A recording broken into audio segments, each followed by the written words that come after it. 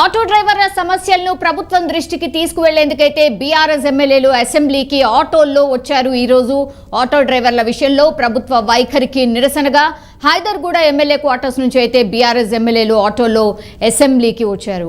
ఈ సందర్భంగా మాజీ మంత్రి హరీష్ రావు అయితే స్పందించారు. ఆటో డ్రైవర్లను ప్రభుత్వం పట్టించుకోలేదు, వాళ్ళని ఖచ్చితంగా ఆదుకోవాల్సిందే. ఫ్రీ బస్ సర్వీస్ ఇచ్చిన తర్వాత మాత్రం ఆటో డ్రైవర్ల పరిస్థితి చాలా దయనీయంగా మారిపోయింది అన్నటువంటి మాట చెప్పారు.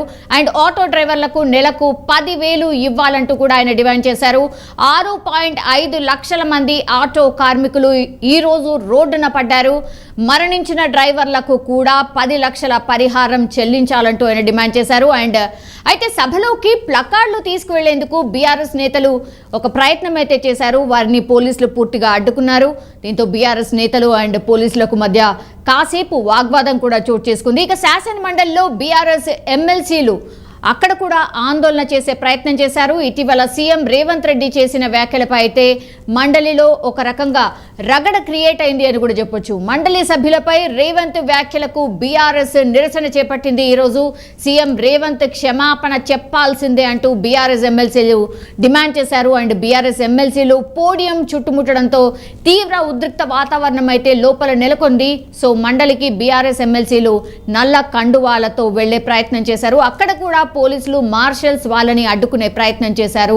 ఎంత వారించినా వాళ్ళు మెడలో నల్ల కండువాలను వేసుకొని లోపలికి వెళ్లే ప్రయత్నం చేశారు. కొద్దిసేపు అయితే గందరగోళం నెలకొంది.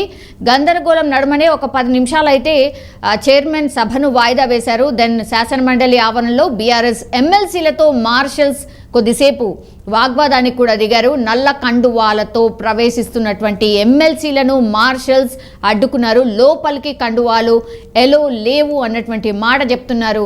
అయితే భానుప్రసాద్ రావు, తాతా మధు, సత్యవతి రాథోడ్లను మార్షల్స్ పూర్తిగా అడ్డుకున్నారు బయటనే. సో కండువాలు తొలగించి లోపలికి వెళ్లాలని కూడా మార్షల్స్ తేల్చి చెప్పారు. వాళ్ళకి చెప్పే ప్రయత్నం చేశారు. కానీ కండువాలు తొలగించాలని చెప్పేందుకు మీరెవరు అంటూ బీఆర్ఎస్ ఎమ్మెల్సీలు వాళ్ళనే ఉల్టా ప్రశ్నించారు. కండువాలతోనే వెళ్తామని, అవసరమైతే సస్పెండ్ చేసుకోవాలని కూడా ఎమ్మెల్సీలు చెప్తున్న పరిస్థితి క్లియర్గా చూడొచ్చు. దీంతో నల్ల కండువాలతోనే మండలి లోపలికి వెళ్లారు ఎమ్మెల్సీలు, బీఆర్ఎస్కి సంబంధించిన వాళ్ళు. అయితే ఆందోళన చేస్తున్న ఎమ్మెల్సీలతో మంత్రి జూపల్లి మాట్లాడారు.